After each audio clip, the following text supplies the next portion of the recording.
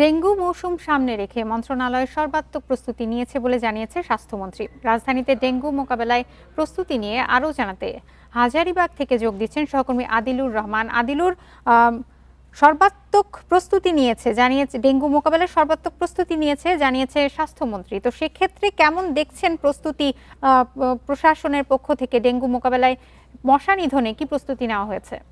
দেখুন, ডেঙ্গু মোকাবেলায় প্রস্তুতির কথা আসলেই আসলে প্রথমে তো আসে সিটি কর্পোরেশন, ঢাকা ২ সিটি কর্পোরেশনের কথা, যে ঢাকা ২ সিটি কর্পোরেশন কতটা প্রস্তুত। আপনি জানেন যে এরই মধ্যে ঢাকার ২ সিটি কর্পোরেশন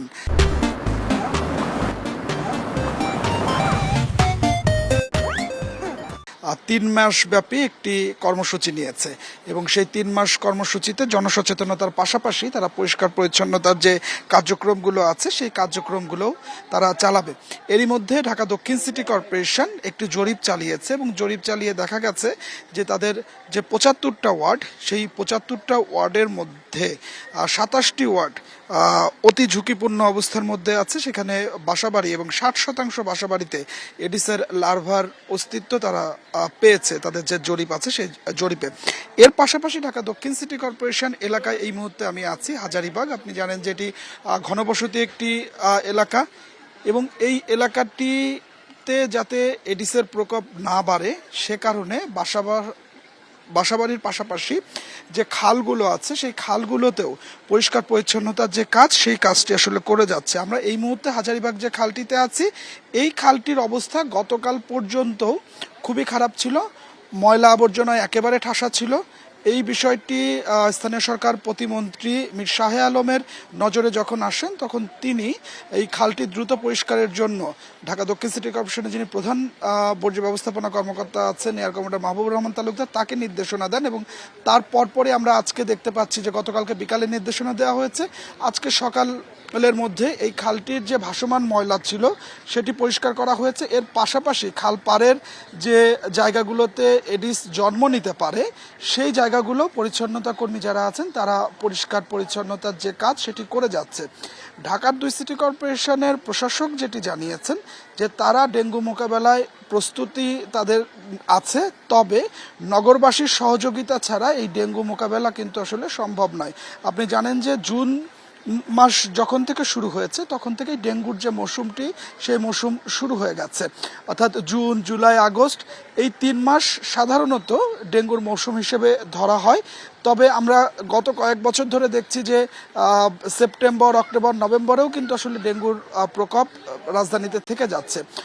এবছর যাতে ডেঙ্গুর প্রকোপটি না বাড়ে সে কারণে ঢাকার ২ সিটি কর্পোরেশন আগে ভাগেই তাদের যে প্রস্তুতি সেই প্রস্তুতিটি শুরু করে দিয়েছে। আপনি জানেন যে গত কয়েকদিন আগে স্বাস্থ্যমন্ত্রী ঢাকার দক্ষিণ সিটি কর্পোরেশনের একটি অনুষ্ঠানে এসেছিলেন সচেতনতা র্যালিতে।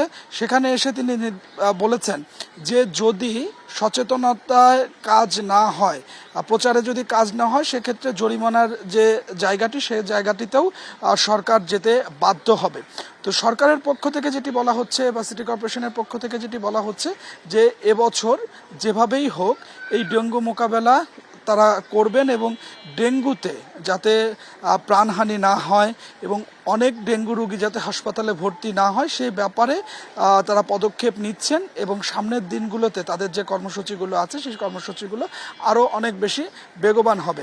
বাসাবাড়িতে অভিযান চালানোর পাশাপাশি আমরা দেখতে পাচ্ছি যে খালগুলো আছে বা যে লেকগুলো আছে সেই লেকগুলোতেও পরিষ্কার পরিচ্ছন্নতার যে কাজটি সেই কাজটি ঢাকার ২ সিটি কর্পোরেশনই আসলে করে যাচ্ছে এবং তারা বলছেন যে এই পুরো যে বর্ষা মৌসুমটি আছে এই পুরো বর্ষা মৌসুমে তারা এই জায়গাটিতে আরও বেশি জোর দিবে এবং জোর দিয়ে খালগুলো তারা পরিষ্কার করবে। তবে নগরবাসী যদি সচেতন না হয় সেক্ষেত্রে এই ডেঙ্গু নির্মূল করা সম্ভব নয়। আমরা জাহাঙ্গীরনগর বিশ্ববিদ্যালয়ের একটি গবেষণা কয়েকদিন আগে দেখেছি এবং সেখানে দেখলাম যে নির্মাণাধীন ভবন, বাসাবাড়ির বেজমেন্ট এবং ড্রাম এবং বালতিতে জমিয়ে রাখা পানিতে সবচাইতে বেশি এডিসের প্রজনন হচ্ছে এবং জাহাঙ্গীরনগর বিশ্ববিদ্যালয়ের গবেষণা বলছে যে নির্মাণাধীন ভবন, বেসমেন্ট, পার্কিং এবং ড্রাম বালতিতে জমিয়ে রাখা পানি এই দিকটাতে যদি নজর দেওয়া যায় তাহলে ৭০% এডিসের প্রকোপ কমানো সম্ভব এবং গবেষকরা যারা আছেন, কীটতত্ত্ববিদরা যারা আছেন তারাও কিন্তু বলছেন যে এডিস যেহেতু বাসাবাড়িতে ফুলের টবে বেসমেন্টে এইসব জায়গায় যেহেতু আসলে জমে থাকা পানিতে লার্ভা সবচাইতে বেশি হয়, সেক্ষেত্রে নগরবাসীকেও অনেক বেশি সচেতন হতে হবে যে কোথাও যদি জমা পানি পড়ে থাকে সেই জমা পানিগুলো যেন আসলে দ্রুত পরিষ্কার করে ফেলা হয়। তবে সিটি কর্পোরেশনের পক্ষ থেকে যেটি আসলে বারবার করে বলা হচ্ছে যে এই ডেঙ্গু মোকাবেলায় তারা তাদের যে কার্যক্রমটি আছে সেই কার্যক্রমটি চালিয়ে যাচ্ছেন এবং মশক যে দপ্তর আছে বা বর্জ্য ব্যবস্থাপনা যে বিভাগ আছে তাদেরকে কঠোর নির্দেশনা দেওয়া হয়েছে যে কোনোভাবেই যেন কোথাও অপরিষ্কার না থাকে এবং নিয়মিত যেন মশার ওষুধটি ছেটানো হয়।